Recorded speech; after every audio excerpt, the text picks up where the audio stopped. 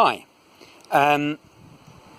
Slightly different filming arrangement today, and I thought I'd kick off with something inspirational. It's a shot of our pineapple plant, and we had a rather delicious dessert of homegrown pineapple. So before I worry about art and the rest of it, I'm paying homage to our pineapple production. So there we are.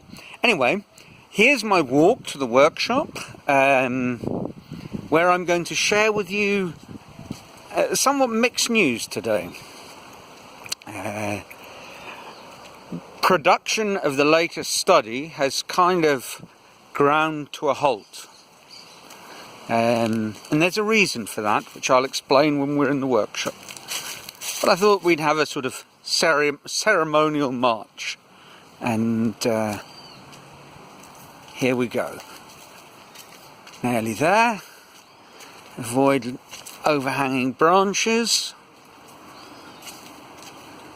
The door. And in we go. So, what happened? Well, I reached a point where I guess it was pretty clear that something had gone terribly wrong. Okay, it's a bit bright, the light. Let's just shut the door. There we go, that should be better. Not much, but good enough. And you can probably immediately see the problem. In a nutshell, the head is too big, or the body is too small. Now, how did that happen? How can I make measurements continually and end up with something this disproportional? Now, it must be stated that David's head is disproportional, but not to this degree. And to give you some sort of idea, I guess, if I were to match the correct proportions, his shoulder would probably come out to about there. So it's out by quite a margin. And I've been racking my brains. I have to be honest, I kind of saw this one coming. But the trouble with the way I'm working is it's sort of, by the time it really dawns on you, it's all too late. So I started thinking, what went wrong? And I guess one of the problems was in the hair.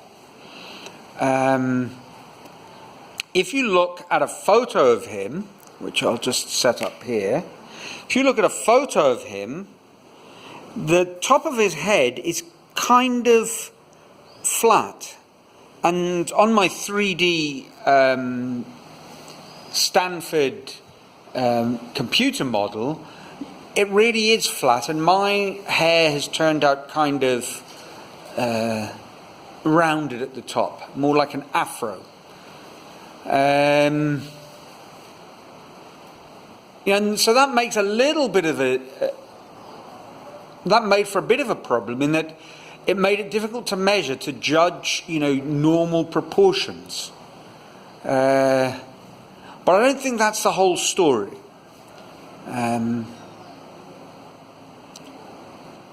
So what am I going to do? Well, it's a two-part question, really.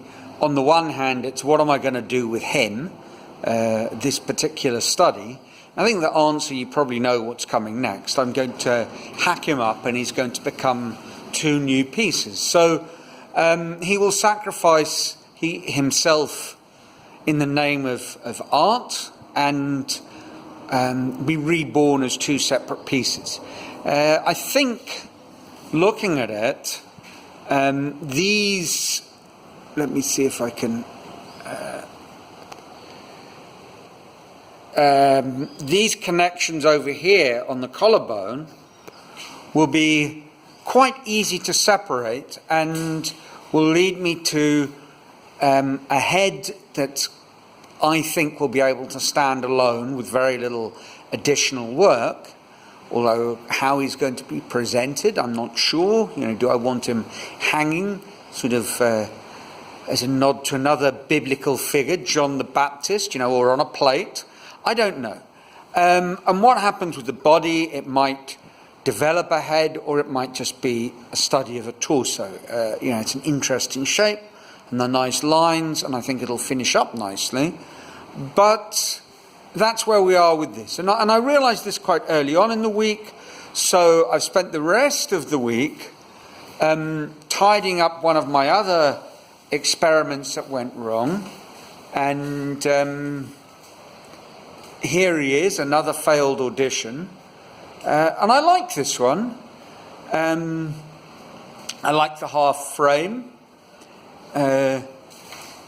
It's also quite interesting, sort of bouncing between the more two-dimensional and the more three-dimensional pieces, because it highlights the difficulties that I'm having when I move into the all-round world. Because if you look at these eyes, for example, I think they stand out better than the eyes on the larger pieces, and that's because there's a clear background, obviously.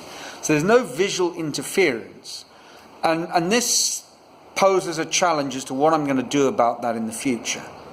But anyway, I'm happy with him. To give you a look at the hair to see how that's kind of come out. It's looking all right. It's maybe a good angle. In some positions, he looks like he's smiling, sometimes more like a wry grin. There's obviously mistakes, and in the interests of honesty, here's one of them right there. On the corner of the mouth, I kind of made it too small and had to sort of patch together a solution. But I don't think it's a problem. There's an argument to say that mistakes lend pieces some sort of character. And of course, the second big challenge that I'm faced with is what to do next. Having gone wrong, having done a lot of studies, I think there's no escaping the need to work more from drawings, or who am I trying to kid? Work from drawings, produce drawings that can be used as blueprints. I can't escape that. The second thing that I think I need to do once I have some good working drawings is I need to do larger scale studies of individual parts, for example, eyes, or the eyes, nose and mouth, things like that, to try and get to know them better. And working in a larger scale will enable me to add in more detail. And then finally, I think I need to do what I did with the dogs. And if I show you with my dogs, when I ran into problems, I started, they're not that clear, with a lot of stuff behind them. I started making welded models. There was let's see if it looks better there. There was the penultimate wire piece. In the end, I did one that really did capture the Whippet soul, which was the commission, and I was very happy with it.